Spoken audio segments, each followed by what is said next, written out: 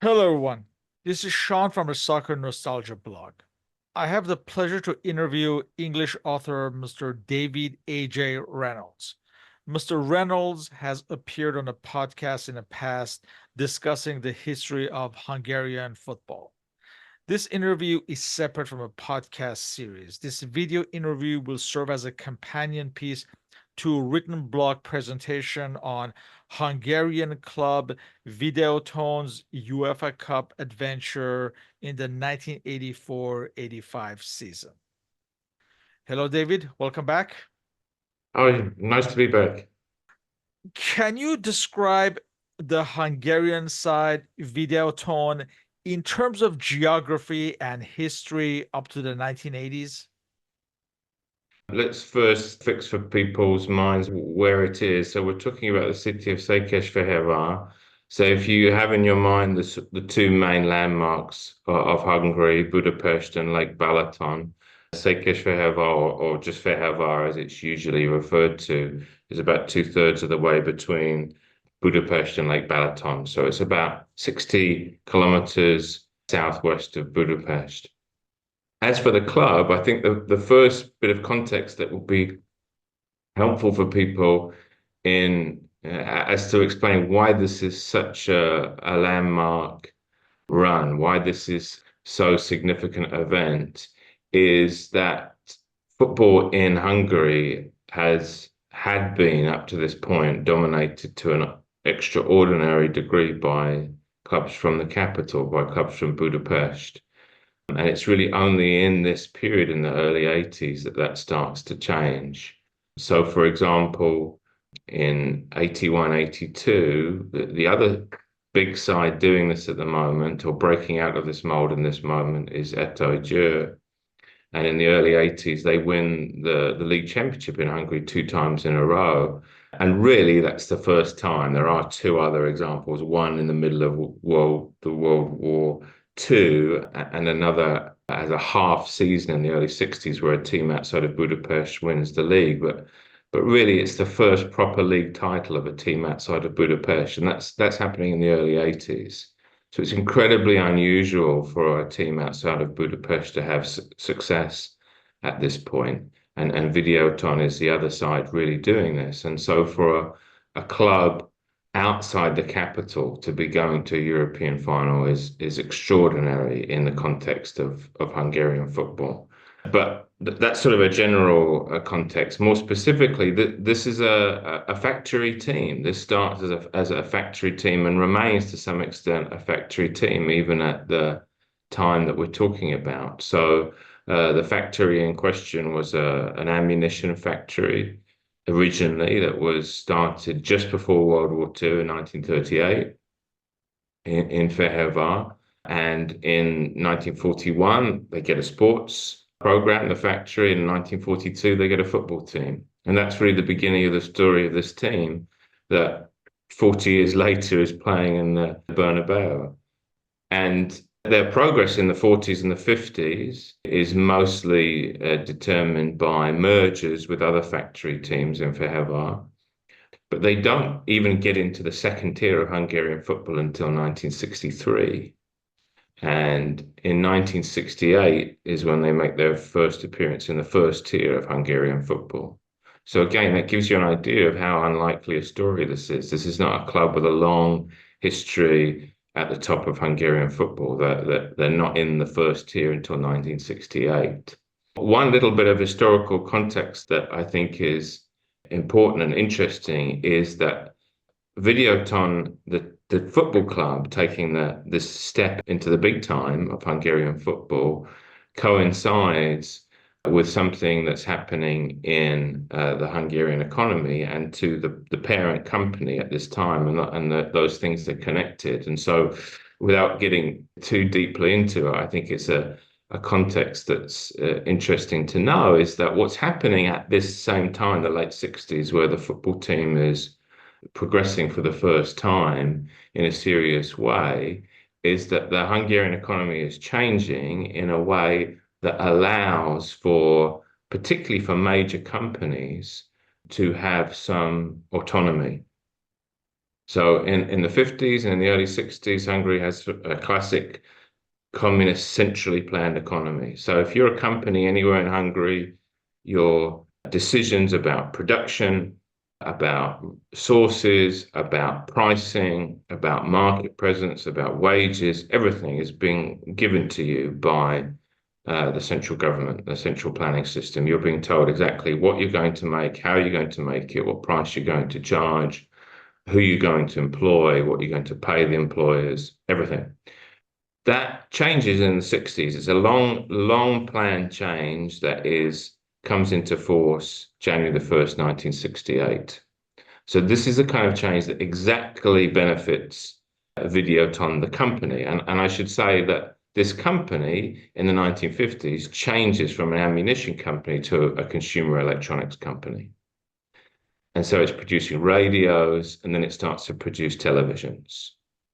And so when the Hungarian government says to companies like Videoton, you can now, starting January the 1st, 1968, you can decide what you're going to make.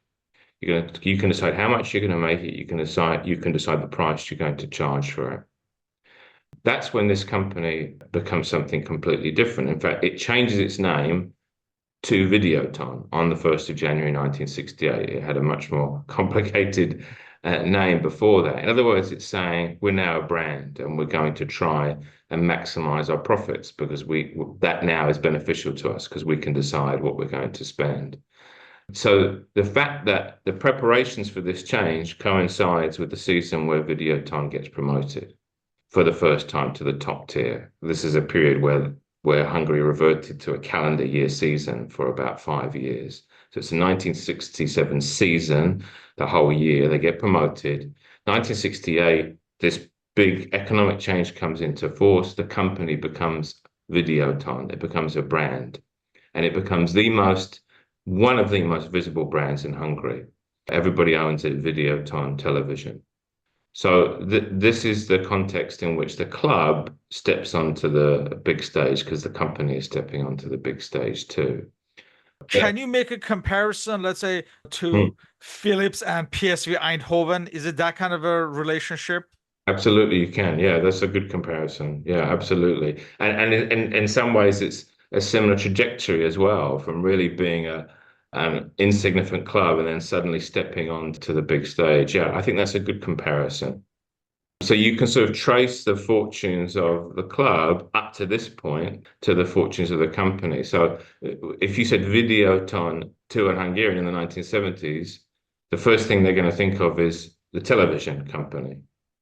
They make other things as well. They make computers, they make computer systems, but that's what they're going to think of first. They're not going to think of the football club of the same name because the football club changes to Videoton along with the company in 1968. So I think that's the second context that might be helpful. And then the third one is the progress that then happens in the 1970s. That they get into the first tier for the first time in 68. They actually go down in 68 and then come right back up again in 69. And then 1970, for many years, they're in the top tier.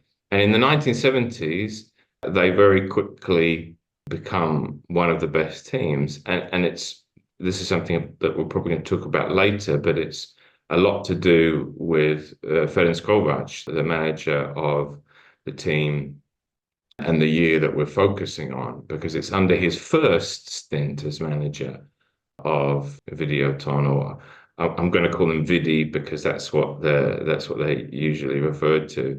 This is when Vidi really become a top team under his leadership in his first stint at the club, and they come within a hair's breadth of winning the league in 1976.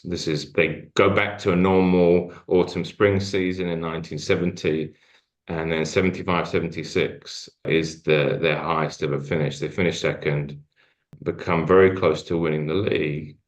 And just to underline again the significance or the fairy tale nature of the story being connected to the fact that this is not a team from the capital, is the fact that they didn't win the league in 76 is largely put down to the fact that the fix was in for Ferencváros, the biggest team in the capital, the biggest team in the country, who win the league that year.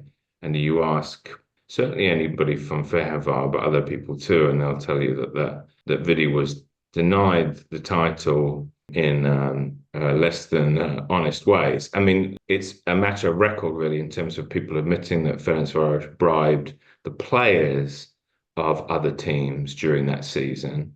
And the penultimate match of the season is Videoton at Ferencváros. If Videoton win the game, they probably win the title. And the referee from the game was replaced at the last moment. It was the best referee in the country who was going to referee the game. He's replaced by somebody else. And there are allegations that pressure was put on him. I don't think anything's been proven on that. But certainly the sense that if you're a club from outside the capital, if you're an unfashionable club like Vidi, the sense that the odds are stacked against you is not just a matter of sort of paranoia, as it sometimes is with football fans. There's a reality behind it. So for them to do what they did, it's something extra special than it would be even for another Hungarian team at this time. What was the club's history in the European competitions up to this point? Yeah, only very brief. So the year we're going to talk about is the fourth year in the UEFA Cup. So they first qualified for the UEFA Cup in 74-75 or for the 74-75 season. They drew up. You know, when it's all knockout, as it was till then, the good old days of European competitions with no endless, dreary league formats, how you do depends a lot on the luck of the draw in the early rounds. And they drew Napoli in the first round in their first appearance. So they got knocked out by Napoli. And then they're in it again in 76-77. They did much better that time. They beat Fenerbahce, beat Wacker Innsbruck, and then they get knocked out by Magdeburg. And then 81-82, they were in it for the third time. And again, they got knocked out in the first round by Rapid Vienna. So they're not complete novices. I heard somebody talking about the final 84-85 saying, well, Videoton, they're complete novices in European competition. So that's not quite true, but relatively speaking, they're very inexperienced. What I would say, though, that I think is significant, which usually gets overlooked because nobody cares about the Intertoto Cup, not then and not now. But I really think it's a huge part of what they do in this season. The summer before the season and the previous summer, they had competed in the Intertoto Cup, which at this point was a series of regional competitions. So there was no overall winner. You competed in sort of groups, roughly in your region, and then you won that region. Well, in the summer before the big cup run that we're looking at today, they won every single game in the Intertoto Cup that summer, home and away. So they played Vidkovice of Czechoslovakia, beat them home and away. They played Linz of Austria, beat them home and away. And the third team they beat home and away has slipped my mind. But even though it's the Intertoto Cup, even though it's only playing in the summer, I think really that gave them the experience of playing European teams and also gave them the confidence that we actually can compete with these teams. And they also went to Zaragoza that same summer as well, and they beat the great Uruguayan team Peñarol in a tournament there in Zaragoza, and they beat Real Zaragoza as well. So their preparation, their immediate preparation, even though it's not European competition in the capital letter sense, I think it was really significant experience for what they then did during the season. Let's discuss this team's manager, Ferenc Kovács. What can you say about his trajectory? Yeah, it's interesting. So he doesn't have a lot of experience before he takes the Vidi job first time. So he played his whole career at MTK, one of those big Budapest teams. He was a defender. And then once he retired, he moved into coaching for MTK. So his first coaching job was youth team coaching with MTK. And then he was also briefly the manager of the first team at MTK. And then his first big venture away was the manager of the team in Eger. And that's 70, 71 is when he takes over. And so his first year there, he gets them promoted, which was a really significant achievement. Now they get relegated then again the next year, but I don't think that can be sort of placed as a black mark on him, because really they were competing above their level in many ways once they did get promoted. But that achievement in getting them promoted then gets him the job at Videoton for the first time. So his first stint at Videoton is 72 to 77. And that's when, as I mentioned before, that's when they become not just a team in the top tier, but one of the top teams. That's when they start finishing in the top five. And that's when, as I say, and said before, in 75, 76, they come within a hair's breadth of the title, and maybe on merit should have been the champion team of Hungary that year. Then at 77, he then leaves Videoton. He manages a few other places, including Vasas, another one of the Budapest teams. And then he returns to Videoton in their moment of need in 1983. So they'd had this period starting with Kovac's first reign of being very competitive top five team. And then in 82, 83, they nearly went down. Had a terrible year. It goes right to the end of the season. They finished 13th. There's 16 teams in the Hungarian league, so 15th and 16th go down at that point. And they finished 13th. And yeah, it goes right to the end, their survival.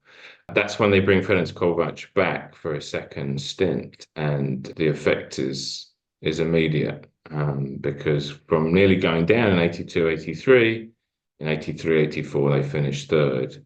And that's, of course, what sets up then their appearance in the UEFA Cup in 84, 85. In fact, they were league leaders, I guess, until the mid-season before eventually finishing third. So he had a great effect in improving the team for that season. Yes. Yeah, absolutely. Let's introduce the key players of this team. I guess we can start with the bearded goalkeeper, Peter Dichtel, that many remember from the 1986 World Cup, maybe for the wrong reasons, but he would be a mainstay of the national team for the coming Yes. years. Yeah, and it's a good place to start, because another thing which I didn't mention before in trying to establish the fact that Videoton are such underdogs is not only is this a team from outside the capital, not only are there players from outside the capital, because that's another thing too. A lot of the top players are from Budapest. None of the players on this team are from Budapest. But also the fact that this is not a team, even in this great year we're talking about, that has much of an impact on the national team. And really, Peter Distel is the only first team regular in the Hungary team at this point. There are a few other players who have been capped, but he's the only person you would say, well, this person's on the first 11 team sheet always for Hungary. It is him, the great bearded Peter Distel, and certainly an excellent keeper, well worthy of his spot. I would say that three best and also, as you might expect, most important players in this team, and I think most people would say the same thing, is Ferenc Csongrádi, József Sobol, and Lajos Mayer. The fact that those are the three most important players on the team will have some significance a bit later on as well. So Csongrádi is the skipper. He's really a classic box-to-box midfield player.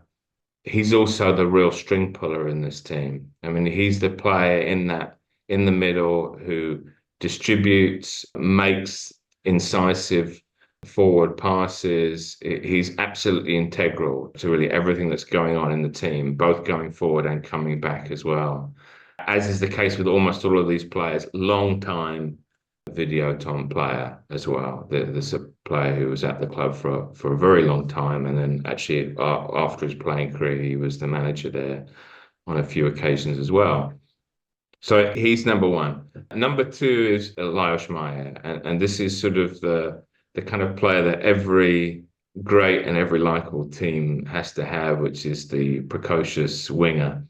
And he is very skillful, very lively, unpredictable, hard to pinned down small winger of the classic mold. So he's usually playing on the right wing, but as is often the case with this type of player, particularly in Hungary, I think he pops up on the other wing at any moment in the game as well.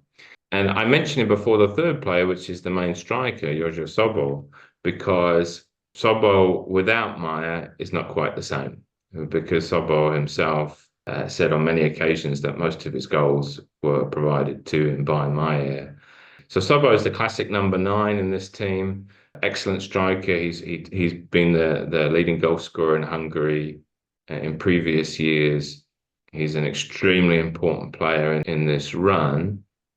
But as we'll see, there's games where Sobol is playing and Maya isn't. And in those games, Sobol is just not nearly as much of a threat because he's not getting that constant, accurate, penetrating service that Maya gives him and that provides him with so many of the goals that he scores.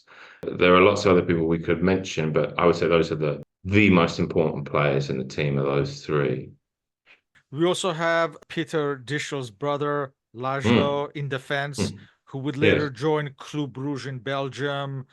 We have Joseph Ksuhei in defense and Tibor Veh, among others.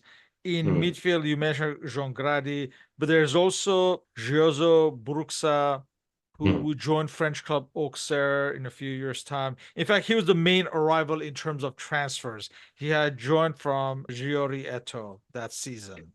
Yeah, and Butcher's an interesting case because Butcher was playing for Vidi in the late 70s. And one of the coaches that Videoton had between Ferenc Kovac's two spells, or his first two spells, was a very famous manager in Hungary called József Verebes. He's called the Wizard or the Magician is his nickname in Hungary. And he left Videoton to go to Győr. And then at Győr, he's the one who wins Győr those two landmark championships in the early 1980s. As I said, in my opinion, really the first example of a non-Budapest team winning the championship because the other two times have a bit of an asterisk against them. So Verebes goes to Győr as the manager, wins the title there, and he takes Burica with him. So Burica goes from Vidi to Győr, Eto Győr, wins the title there, and then Burica comes back again to Videoton. And as you say, very important player in the team. You mentioned a few of the defenders there, and that's another way in which we can trace the fortunes of Videoton in this season is when they do and when they don't have their normal back four. So their normal back four, very reliable back four, is the centre backs Chuhoi and Laszlo Distel, as you say, the brother of Peter, and they follow each other around a lot. By the way, those two brothers. They first went to after this year. They went to Honved together. They won the championship in Honved, and then they go their separate ways after that. So you've got Chuhoi and Laszlo Distel at centre backs, and then the two full backs, Tibor Vaig and Gabor Horvat.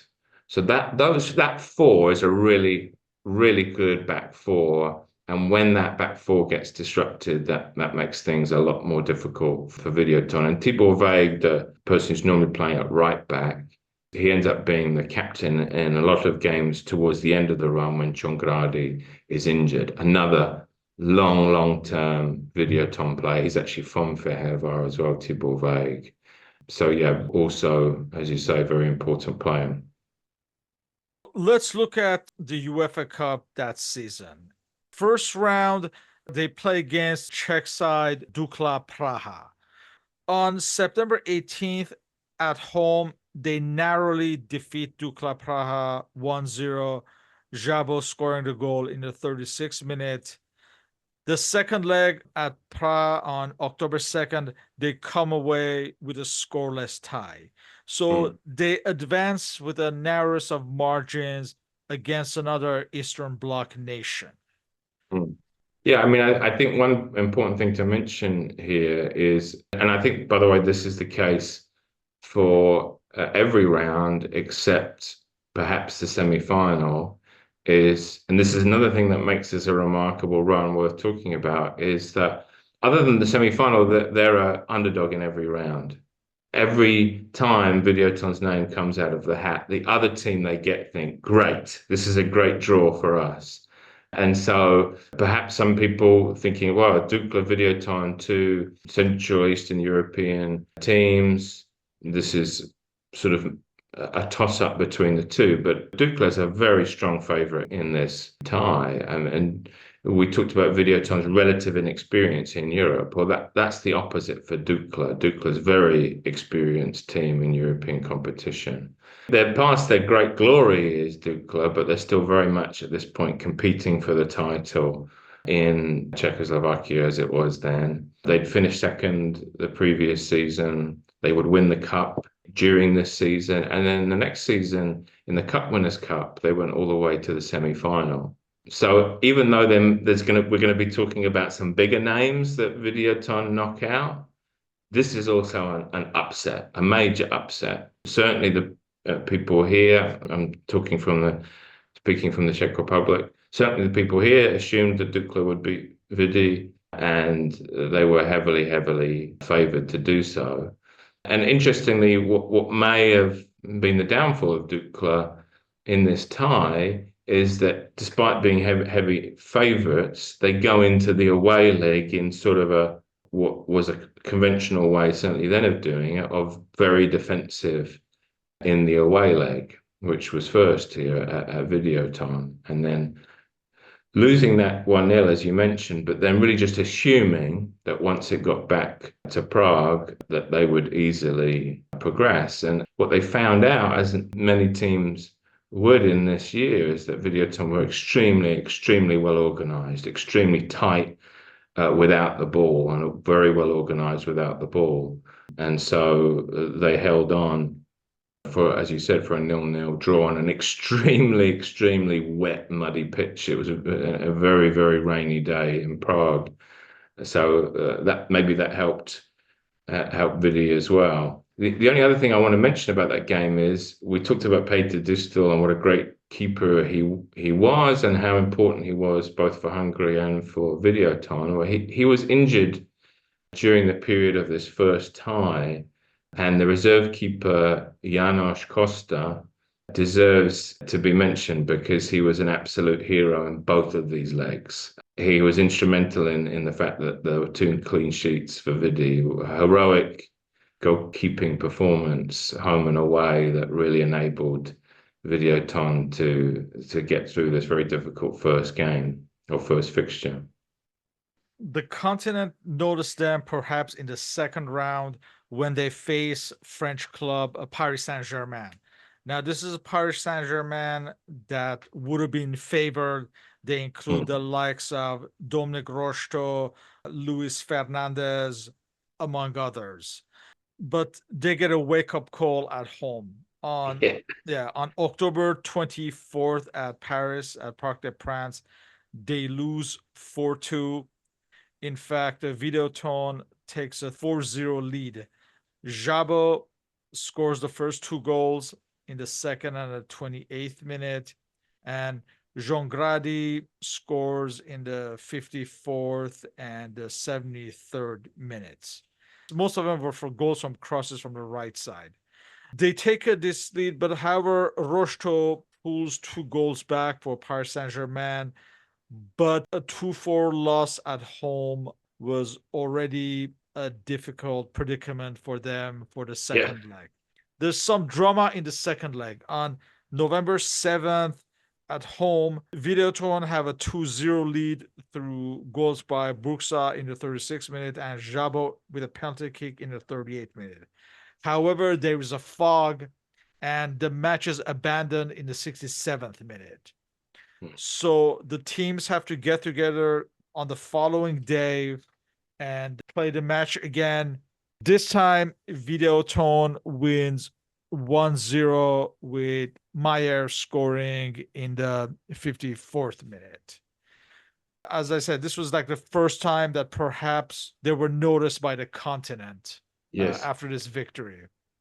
Yeah, I mean, it's particularly the first leg, as you describe it, was just an extraordinary game. And one might think, just looking at the score, Well, perhaps it was one of these smash and grabs, or it's a lucky win. Actually, 4-2 really flatters Paris Saint-Germain in this game. If the scoreline had been 6-1, it would not have been by any stretch of the imagination an injustice. Videoton really hammered Paris Saint-Germain in this game. And of course, Paris Saint-Germain is not the massive club that it is today, but they call it the Millionaires Club. It was a club full of stars, as you mentioned, some of the big names, and they were certainly prohibitive favourites in this tie. And certainly they assumed that they would flick aside the relatively unknown Videoton rather easily. The one thing I would like to mention, though, about that first tie is that even though nobody gave Videoton a chance, actually the coach, Ferenc Kovács, was extremely confident going into this first leg. He was, as a lot of good managers are, a meticulous preparer of his own team's tactics against the opposition. This is not a manager who's got some idea, or this is my philosophy that I do every game, no matter what it is. He's a player who watches the opposition and say, okay, what's the way that we can beat this opposition, play against this opposition? And his diagnosis from watching Paris Saint-Germain a few times before the tie was that this was a team of individuals, not a team that played very well together, and a team that wasn't very organized, and that they could do a lot of damage against because of this. And so he puts Tibor Vaik, who we mentioned earlier, he puts him into midfield unusually and puts him on Sušić, another one of the stars of this Paris Saint-Germain team, and sort of a man marking job on him. And what you see in that first game is that time and again, Videoton disrupt Paris Saint-Germain, break them down, and then break very quickly. The first goal, very early on in the second minute, is Sušić losing possession because of Chongradi's pressure on him deep in his own half. And Sobo takes it through, takes it around Balotelli and scores the first goal. And then you mentioned, as you say, the other three goals were crosses from the right, two of them from Maier, who we mentioned earlier. One of them headed in by Sobo, another headed in by Chongradi, another one sort of bundled in by Chongradi. But this was a phenomenal performance in that first leg. They completely deserved the win, and they were very disappointed at conceding the last two goals because 4-2 was not an adequate reflection of how well they played in that game. But then, as you say, I think the impression I get is that certainly the manager and probably other people at Paris Saint-Germain assumed, well, this is a one-off, we'll put it right. And what's remarkable is that effectively Videoton beats Paris Saint-Germain 3 times, because you mentioned the postponed game in which Vidi were 2-0 up. Well, the game is postponed in the 67th minute. So Vidi players would have a good reason to think that they had a win sort of taken away from them with the game postponed at that relatively late stage. And one interesting thing about that whole business is that even though it was in the UEFA regulations at that time that if a game's postponed during the game like that, that it has to be replayed within 24 hours. For some reason, the FIFA official on the ground at the match was a bit fuzzy on this regulation, and the Paris Saint-Germain officials were absolutely insistent that they were going to go home and would come back in a week or 2 weeks and play the game, and were extremely, extremely angry at any kind of suggestion that they ought to stay and play the next day. And so what you had on the evening of that game, the 7th, this is, as you said, it's the 7th of November, which is a national holiday at that time in Hungary during the Soviet occupation. You have the referee or the FIFA official on the ground desperately trying to phone through to Zurich at midnight on that day to sort of get a ruling from FIFA headquarters. And so they don't know until past midnight. The players don't know, and nobody else knows until past midnight on the 7th, that they are going to have to not only play the next day, but play the next day at 1 o'clock in the afternoon. So you can imagine that everybody's got ready condition-wise and everything-wise for this big game. They've played 2/3 of the game, at night. They go home and then they find out really in the middle of the night, we're going to play this game in a few hours' time. We're going to play it in the early afternoon. So it's extremely, I mean, Kovac literally goes around to everybody's house in the early hours of the morning to say, to let each of the players know we're playing tomorrow at 1. You got to get up, you got to get, you got to be up early, you got to be ready. And you'd imagine, can't you, in their shoes, that would feel that was quite a blow because you feel like you did it and now you've got to try and do it again. And I almost think it's almost the most remarkable part of the whole run is that they got up a few hours later and they did do it again. They kept Paris Saint-Germain to another clean sheet and they got another goal and knocked them out. So nobody could say it was a fluke, could they? Because they beat them 3 times. In the third round, once again, they have to play a top team against Yugoslav side, Partizan Belgrade. Once again, they surprise everyone in the first leg on November 20th at home. They demolish Partizan 5-0. You have Jabo scoring 4 times, one of them penalty kick, and Meyer scoring the 5th one. So a comprehensive win.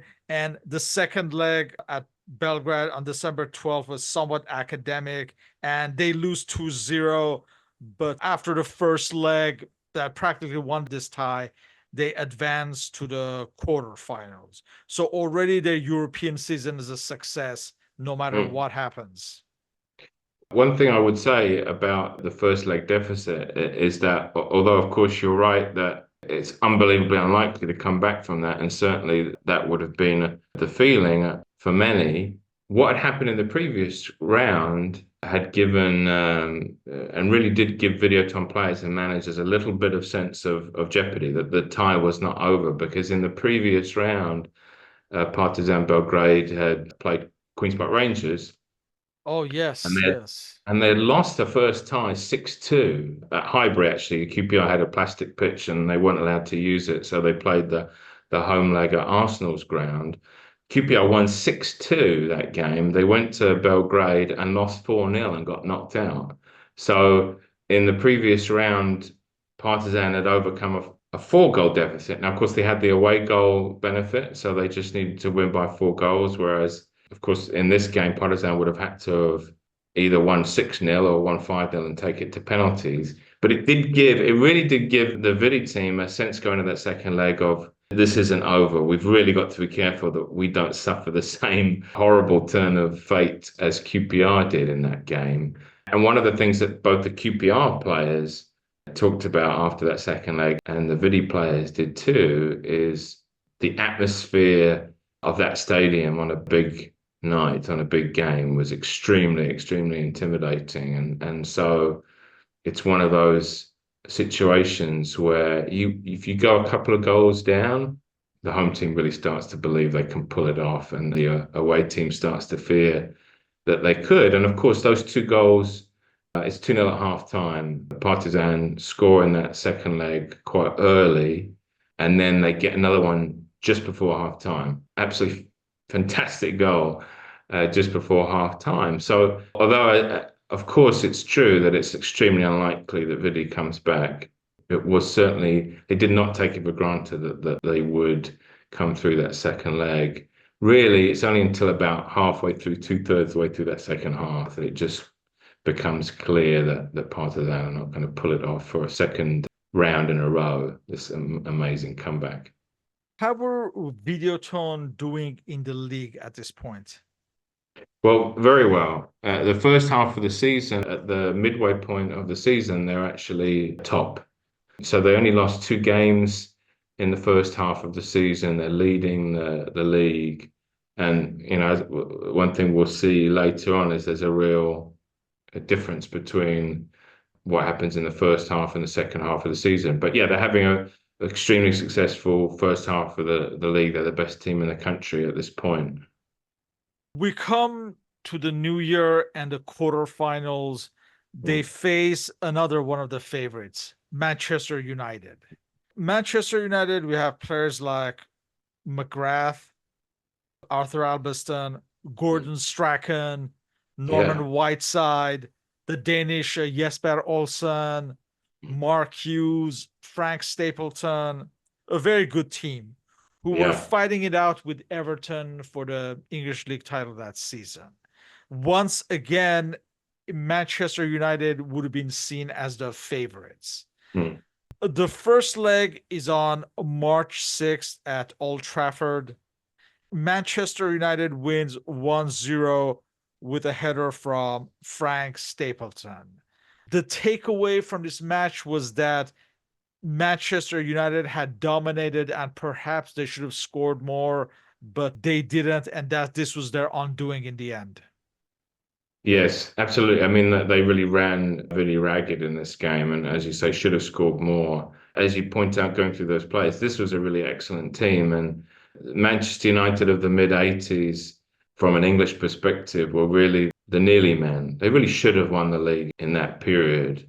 Of course, if they had, Alex Ferguson would never have come from Aberdeen to take over, and history of the last 30 years in football would have been different. But they should have won the league. They came close. They won the FA Cup a couple of times in the mid '80s, in '83 and '85, and they really were that. You as you go down that list of players that you did, Whiteside, Stapleton, Brian Robson, Mark Hughes, Paul McGrath. This is a fantastic team, and they did batter Vidi in that first leg. There's no question about it. And if anything, United come away from that first leg disappointed that they've only got a one goal lead. But on the other hand, Vidi don't have an away goal, so they're going to have to either score and survive 120 minutes or win by 2 goals, which seemed a very, very tall order after the way that first leg went. This return leg at home on March 20th, Meyer and Jouret were suspended and Jongradi was injured. They had those obstacles as well.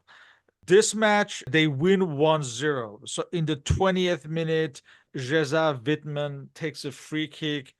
It deflects off of Graham Hogue and goes into his own net. And the match goes into extra time Mm, and penalty kicks, where finally Videoton win as Arthur Albiston misses his final kick. Surprisingly, Videoton are through to the semifinals. mm. Later, Brian Robson, the Manchester United captain, would criticize Videoton's tactics. He Mm. said he had never seen a team in Europe that right from the start wanted to play extra time and force a penalty kick shootout. Yeah, I'm glad you mentioned that because Ron Atkinson made similar comments, and I would definitely like to correct the record there. I mean, people can see for themselves. You can watch this game; the whole game's available on the internet, and this is just nonsense. This charge that both Ron Atkinson and Brian Robson have made that Videoton just sit back and play for penalties. It just isn't true. It's a very strange, I think, attitude from a dominant, rich team to come to a team that has less resources, much less resources with them, and much better players than them on paper, and therefore dominate the game, and then really denigrate the other team for being dominated by them. It's a very strange attitude. Manchester United dominated so much possession, but they dominated chances in both legs. They were the much more attacking and dangerous team because they were a better team. Videoton did not sit back. They did not play for penalties. Videoton never stopped attacking in this game when they got the ball. But Manchester United were extremely hard to break down because they were very good. And I understand Manchester United players and managers being frustrated that as the better team on paper, they got knocked out. But that's the way it goes sometimes in knockout football. If you don't take your chances and you play against a very well organized, very disciplined team and a very tactically astute team, which all of those three things Videoton were, sometimes you don't get your goals don't match your chances and the other team takes advantage. But this charge that Videoton were one sitting back, which is what Atkinson said, and two that they were playing for penalties. I think Strachan said something similar as well. It simply isn't true, and it's a very unfair and unfortunate way to denigrate the team that's knocked you out. And I think it's a shame that they both took that position. The only other thing that I would say about that in mitigation for those three making those comments, which to me are a little bit ungracious, is that much more then, even than now, English football was extremely cut and thrust in the sense that if you watched an English league game in the mid 80s, it was really constant attacking from one side or the other. So what United were used to in a normal league match, even against league opponents that were inferior to them, would be a game that was where both teams were, as we say, going for it. Now, as I say, it's not true that Videoton weren't attacking or that they were sitting back. They never stopped trying to attack in this game, right throughout the game. But they weren't an English team and they weren't playing like an English team. And so that's not a fault against them, but it might explain to some degree some of those ungracious comments. The other thing I'd like to say about that is some of your listeners might have already or might in the future come across a video of Ron Atkinson talking about this. And he actually named this defeat by Videoton as his most disappointing moment as Manchester United manager. And that description was partly based on this very negative appraisal that he made of Videoton, very unfair appraisal that he made. And his case for this being a truthful description of Videoton is very much undermined by the fact that almost everything he says in the video is demonstrably false. He says, for example, as a way of emphasizing how bad Videoton were, he says in the next round, Tottenham knocked them out and scored 6 goals against them, which is rather interesting since Videoton didn't get knocked out in the next round, and Tottenham got knocked out the same round that Manchester United did. So his bitterness at losing this game seems to have affected his memory of actually what happened. He also said, by the way, as a few other people did, that the decisive penalty was missed by Mark Hughes. But as you rightly said, it was Arthur Albiston whose penalty was saved by Peter Distel in the shootout. I very carefully watched this penalty a number of times to make sure that it wasn't Mark Hughes, and it definitely wasn't. It definitely was Arthur Albiston who missed the penalty. But talking about Peter Distel, let's give him some credit as well, because that's the only penalty that was actually saved in that penalty shootout. It was a 5-4 penalty shootout. Frank Stapleton skied Man U's third penalty over the bar. And then when it got to Vidi's fifth penalty, which would have won it, Gumuri put his penalty to the left-hand side of the post, of the left post. And then immediately after that, Peter Distel saves Arthur Albiston's penalty. And then I think it's Imre Vodas who then scores and wins the penalty shootout. So it's one of those things, isn't it, that if you're on Manchester United side, you look at the tie and say, oh, they didn't deserve it. But if you're a neutral or if you're on Vidi's side, you say, what an absolute heroic effort that was, which it was. They went toe-to-toe with a team that was superior to them in many respects. And they stayed tough and they stayed disciplined and they toughed it out and they found a way to win. And you should give credit to a team when it does that and not be churlish and bitter about the fact that they've won the game fair and square. However, at this stage, Videoton started losing its grip on the league race, and Honved would take over and would eventually win the league title. Was the pressure of the UEFA Cup and a league race perhaps too much on a small squad?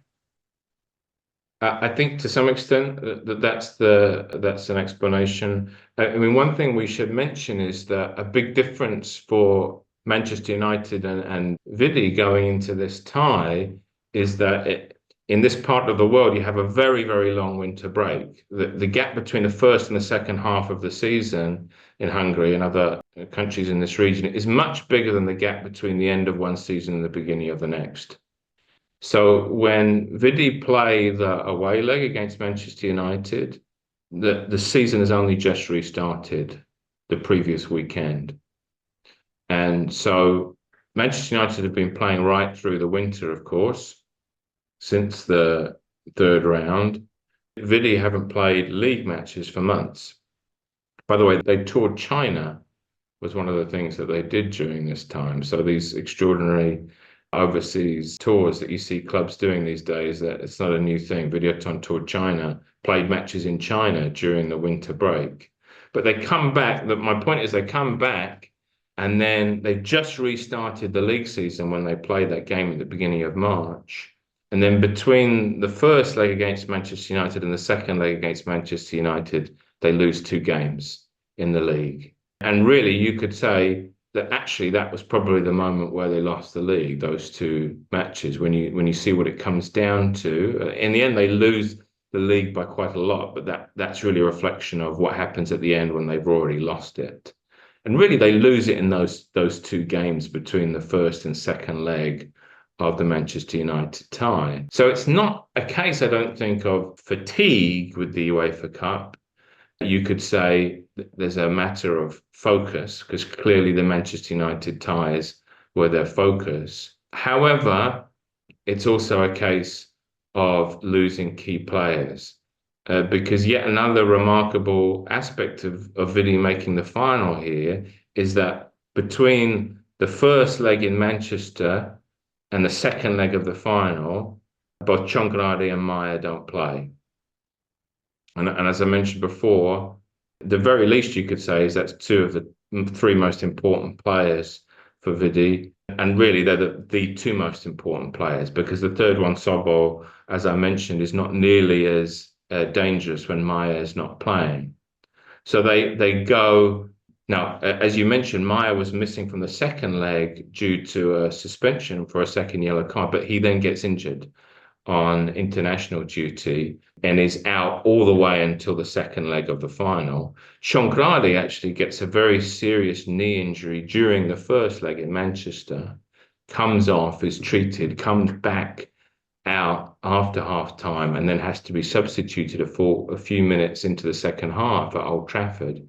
He then actually has to have an operation on his knee, and he doesn't play any game at all until the second leg of the final, and would not have played the game unless it was the second leg of the final. He's hobbling around, and actually that knee injury, which he comes back from a little bit too early, bothers him all the way through the next season as well. And it's one of the reasons why he doesn't play in Mexico in the World Cup in '86. And actually, he never plays for Hungary again after that knee injury. And I can't emphasize enough how vital Chongradi was to that team in terms of organization, in terms of his dictating of the play going forward. Such a crucial player. So he's missing from the 6th of March all the way through to the end of May. He's missing. So that's a huge loss for Videoton. And then Maya's missing a lot of the time as well. And a few other key players get injured. So I would say it's a combination of the fact that after the very long winter break, that they're not as good as they were before. And that's one of the things that happens with a very long winter break. And you often see that in Hungary and in the Czech Republic and other places, is that the first and half of the seasons are very different, because it's almost like a different season because of the long break. They get some key injuries. And then, of course, it's also a matter of the focus. So they do have a small squad, but I think if Chongradi and Maya stay fit in March and April and May, you might have seen a different outcome in the league. And I have to say, you might have seen a different outcome in the first leg of the final as well, but we'll get to that a bit later. For the semifinals in April, they play against Yugoslav, or I should say Bosnian side, Željezničar Sarajevo, managed by the legendary Ivica Ozim. This may be, like you mentioned earlier, the only tie where they may have been looked as the favorite team to advance. On April 10 at home, they defeat Željezničar 3-1. Bruksa scores in the 7th minute. Laszlo Distel scores in the 18th minute. A few minutes later, Harry Skoro pulls a goal back for Zaleznikar. But before the end, in the 82nd minute, Imre Vadaj scores the key third goal. Videoton have the lead going into the return leg, but with the knowledge that Zaleznikar needs to win 2-0 for this return leg. They almost pulled that off, Zaleznikar. They score a goal in the 5th minute through Edin Batic to, I guess, give them confidence. And Edin Kuric scores in the 72nd minute. It looked like they had pulled the upset and advanced, but just before the end, in the 87th minute, Ruhe scores for Videoton, and they advance with some difficulty. They advance to the final. Yes. It's funny because a lot of people look at the Manchester United fixture as a game where Vidi were fortunate. I don't think they were fortunate. Man United were the better team, but Videoton earned their win against Manchester United. The second leg in Sarajevo against Željezničar, this is the game I would say they were lucky. They really were, because Željezničar absolutely battered them in this game and had so many gilt-edged chances to bury the tie. And really the amazing thing in the second leg is that they don't get that second goal, Željezničar, until the 77th minute or around there. It should have been 2-0, 3-0 long before that. And then ironically, or not ironically, but typically when they get that second goal, even though they've created many chances to score a second, it's an extremely fortunate goal in the fact that Peter Distel makes a uncharacteristic blunder. So the goal that puts Gelio 2-0 up and as you say, it's looking like it's going to put them in the final, is a terrible mistake from Peter Distel. He comes out to a ball that's bouncing sort of into his chest area, a very easy ball to collect. And instead of gathering it, it sort of bounces off his chest, hits a Gelio player, and then it's there to be tapped into an empty goal. That's a very well earned 2-0 lead for Gelio, but it's a very lucky way to do it. And then, of course, as you mentioned, the late goal that puts Vidi in the final, and an unbelievably unlikely scorer, because Tibor Vague, who was captaining that game, because just as with the Man U second leg, the first leg of the semi-final, and the first leg of the final, there's no Chongradi in this game, there's no Maya in this game for Vidi. So Tibor Vague is the captain, and once Željezničar get the second goal and are knocking Vidi out, Vague, who's the right back, says to centre backs, "What are you doing back here? Get forward." And so they really go for it in the last 10 minutes, as you would expect them to do. And it's Chuhoi, the centre back, or one of the centre backs, who pops up there on the right hand of the penalty area to score the decisive goal. And it's one of those things that happens in that sort of situation, is that nobody's banking on Chuhoi to be there, and he's completely on his own on the right-hand side of the area when the ball comes across. He sort of pokes it in, gets a bit of a deflection. It's a bit of a fortunate goal, but it's what puts them in the final. But I think I'm not doing a disservice to Vidi to say that's the game in which they were lucky. It's the one part of this whole run that gives you a little bit of a regret, unless you're actually a fan of Vidi, and maybe even then, is that this is this fairy tale run of Videoton knocking out these giants who go into the game, dismissing Vidi. And of course, in the semi-final, they meet a club who's having a similar experience. It was a wonderful thing that Vidi made the final. It would have been also a beautiful thing if Željezničar were in the final as well. And it's sad that only one team could go through.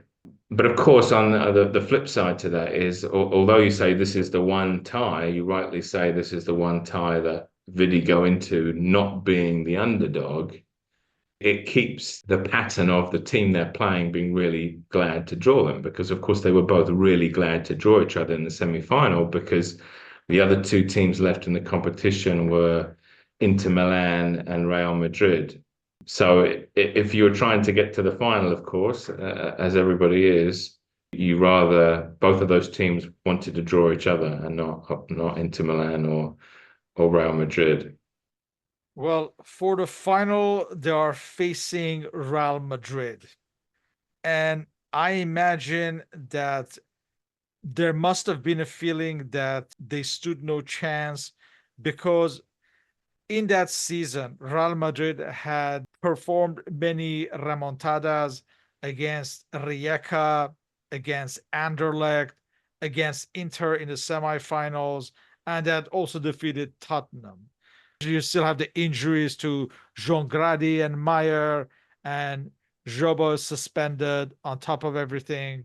I have to say, as a interlude, that as a Tottenham fan, I would say that morally Tottenham knocked out Real Madrid in that quarter-final, because there was only one goal scored in both legs, and it was a Tottenham player who scored it. So surely, morally, Tottenham is the winner of that tie. But yeah, absolutely. I mean, the thing that is gives you some regret and it's sad about the final, particularly the final first leg going into it, is that of course Real Madrid is the huge favourite. Videoton, the players, the manager are very aware of this.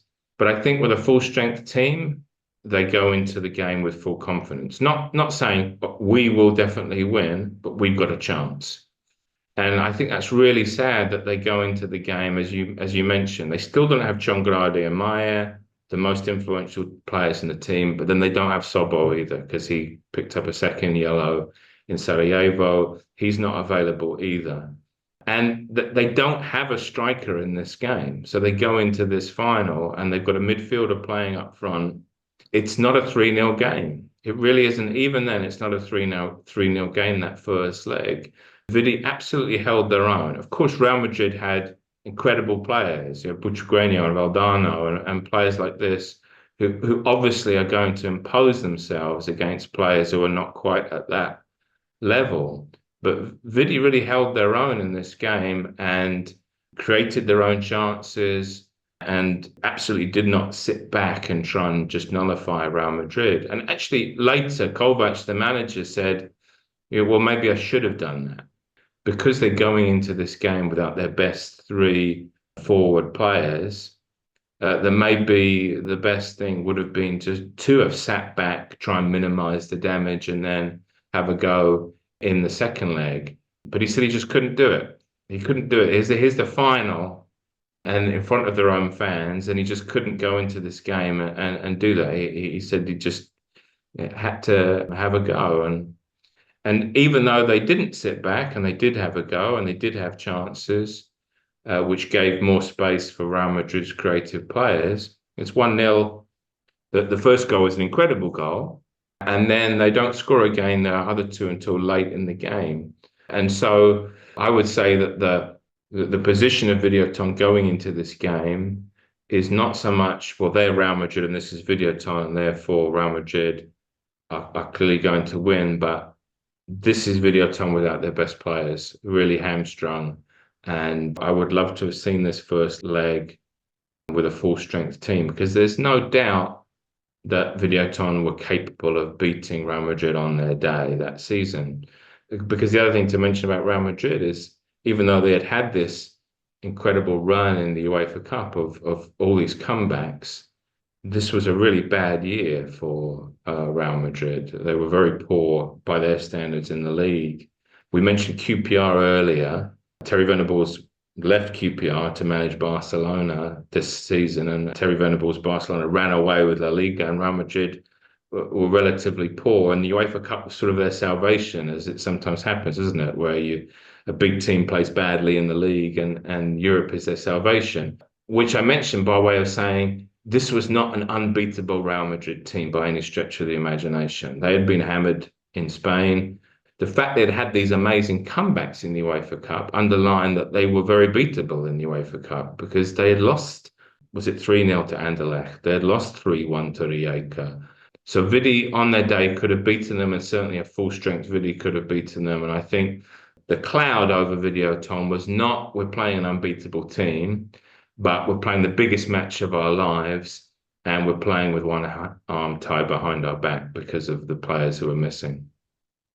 And this first leg on May 8th at home, Michel scores in the 31st minute, and then he sets up the second and third goals for Carlos Santillana in the 77th minute and Jorge Valdano in the 89th minute.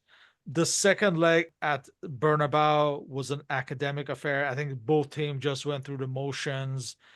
Near the end, Meyer scores a goal to salvage some pride for Videoton, but it was too little too late, and Real Madrid won the UEFA Cup, and the Videoton adventure was over.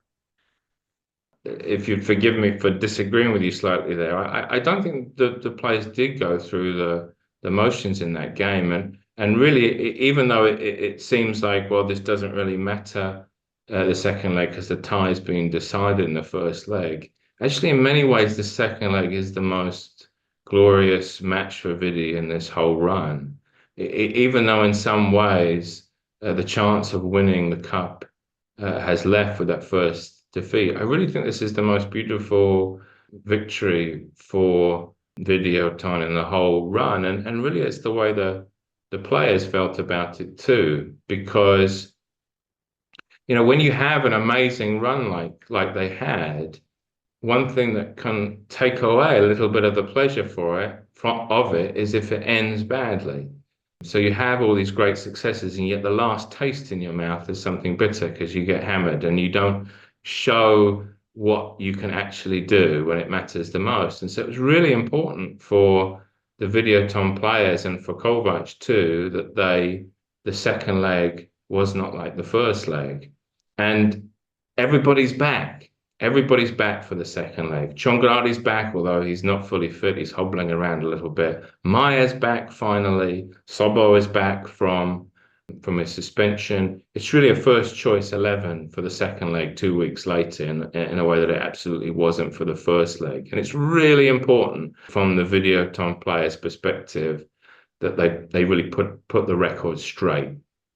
And on the other hand, from Real Madrid's perspective, you know, they've had a bad year in the league and they want to really put on a show for their own fans. And of course, it's assumed that they're going to do that. They won 3-0 in the home leg, they'll win 3-0 in the away leg, they'll win 5-0 in the home leg. And it's really something special what Vidi do in this the second leg, and that they really give Real Madrid a proper match that was not the result of the fact that the game was meaningless, but the fact that this was a Videoton team that were in a position now to show what they really could do, which they weren't able to do in the first leg. And they really went for it, and Real Madrid were really trying to score and being frustrated.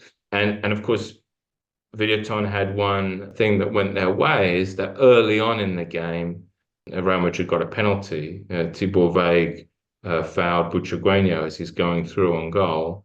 And another thumbs up for our friend Peter Distel is that he produces a great save of the penalty of Valdano in 7th, 8th minute, something like this. If that goes in, then maybe the game was what Real Madrid expected it to be, which is a party for them and another big thrashing, but it isn't.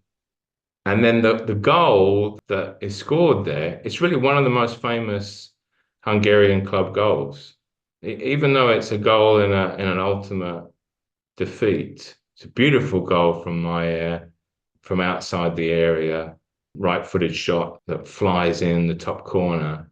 And it was really, honestly, it's a really big moment for them. And it's not a meaningless win at all. And it really enabled them to walk away from that great run with their heads held high and feeling proud and happy and not feeling sort of slumped and disappointed. And the reception, the players and others still talk about the reception that they received as a result of their performance from the Real Madrid public. They did a lap of honor. The Videoton players did a lap of honor because of how much appreciation the Real Madrid fans were giving them for their performance. So it was a really beautiful way, actually, in the end for them to finish, because for a Hungarian team to go, for anyone, but for a Hungarian team to go to the Bernabeu and to beat Real Madrid in any situation was unforgettable and beautiful and wonderful achievement.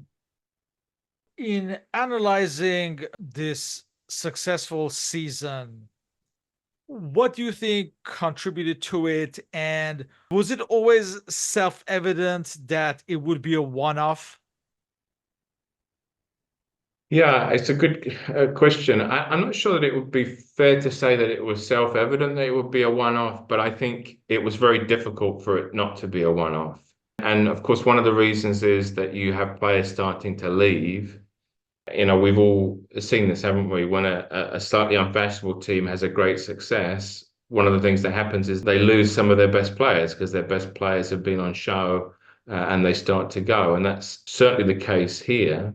Sobol leaves. We mentioned earlier the Distal brothers leaving. Other members of that team are really, this is their peak, or actually, really, they're just past their peak at this point. You've got a number of players who are around the age of 30. Really, the core of the team is about 30 at this time. And so Chongladi is really never the same player again after this knee injury. Other players leave, other players are just past. Would you say it's something they could not really build up on this success? In a way, this season was like the end of an adventure for a unit?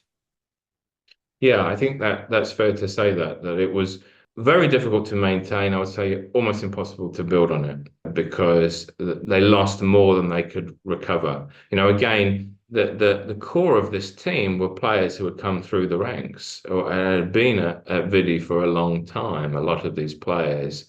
And so it's very difficult to replace that. And then, of course, a little bit in the longer term, you know, what happens in the next few years at the end of the 80s with the regime change is that Videoton, the company, loses all of its economic clout, and therefore the team lose all of its advantage as well, or the club, I should say, loses advantage, and then Vidi, the football club, enters some very hard times. But yeah, what you say, I think, is Yeah. true. It's very difficult to maintain it. I would say almost impossible for them to build on it. And it was a natural end of a cycle in some ways. Although if they could have kept Sabah, he was 30. At that point, you couldn't leave Hungary to play abroad until you were 30. So Sabah turns 30, which means he can go abroad, which he does. The Distal brothers leave for Honved, and that's the other side. If you're not the biggest club in the country, the biggest club in the country or one of them that are bigger than you will poach your best players. And so it's not inevitable that they couldn't have built upon it, but very, very difficult to build upon it, almost impossible. Despite not being able to build upon it, how would you describe, you mentioned the regime change, but how would you describe this aftermath and decline over the years and decades? It's very hard to know what would have happened if the 90s had been a similar political and economic situation to the 80s. But what happens in the 90s in general is a very bad period for Hungarian football in general, because one of the negative consequences of the regime change, of course, and the regime changes across the region, is that Hungarian clubs can't keep their best players. And that the financial stability of Hungarian football also, as well as the financial stability of a lot of things in Hungary, goes out. The stability crumbles in that area, in the sense that there's a transition going on in the economy. So big companies lose their ability to make money or lose their ability to support workforces and support regions.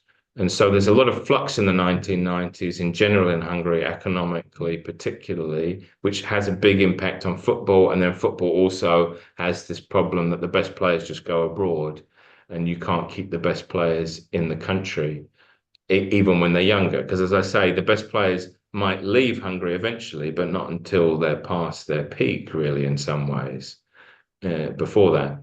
So the 90s are really a low period for Vidi in a way that may not have happened if there hadn't been things changing outside of the world of football or outside of the club itself. But the flip side of that, different experience or different world that Hungarian football is in after 1989, is that it's possible for a club to be purchased by a wealthy company, and that can change, or a wealthy person, and that can turn around the fortunes of the club. And that's what happened in the 2010s, because the football club is bought by MOL, which is MOL, which is the big oil company in Hungary.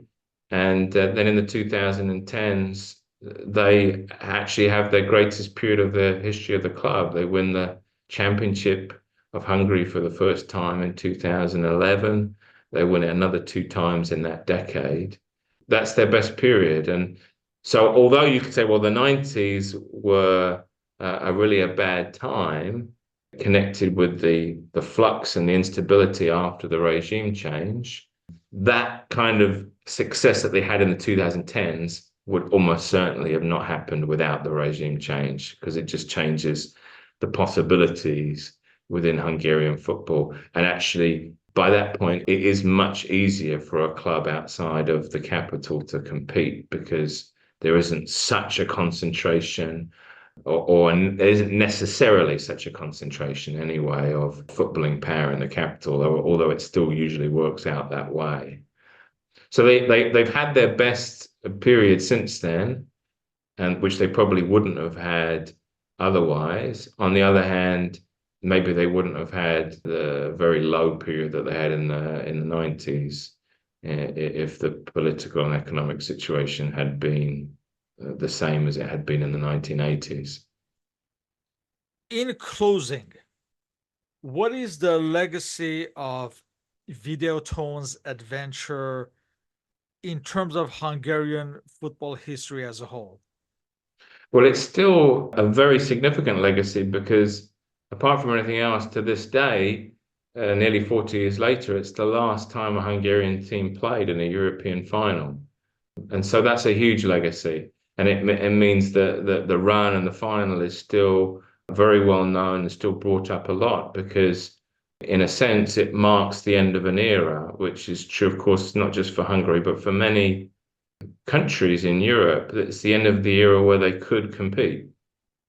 We've long since left the era when a club outside of, not only a club outside of a small group of countries, but a club outside of a small group of clubs in those small group of countries could really compete on the big stage. And so it really stands for sort of a last great achievement by a Hungarian football team. We know well that the national team has really struggled, particularly since the World Cup of the following year up to the present day.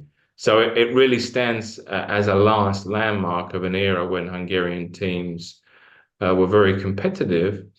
But also remember as well, it's the sixth time that a Hungarian team was in a European final. The other five were all between 65 and 75.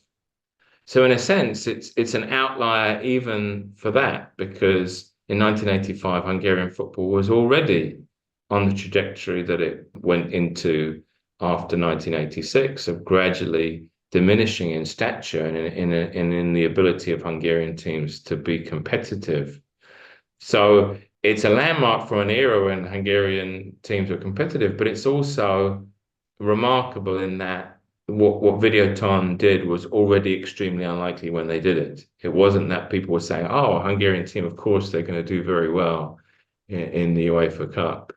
And it's just, apart from anything else, it's one of those romantic football stories where an unfashionable team from an unfashionable part of a country surprises everybody, including not just the people from other countries who've never heard of them, but also they surprise the people inside Hungary as well. Because nobody did well none of the Hungarian teams did well at all that year in European football, except for Vidi, and they would not have been the club that would have been expected to have gone the furthest out of those Hungarian teams in European football that year. So it's a landmark of an era that's disappeared. It's still a very famous run. It's still a very famous achievement.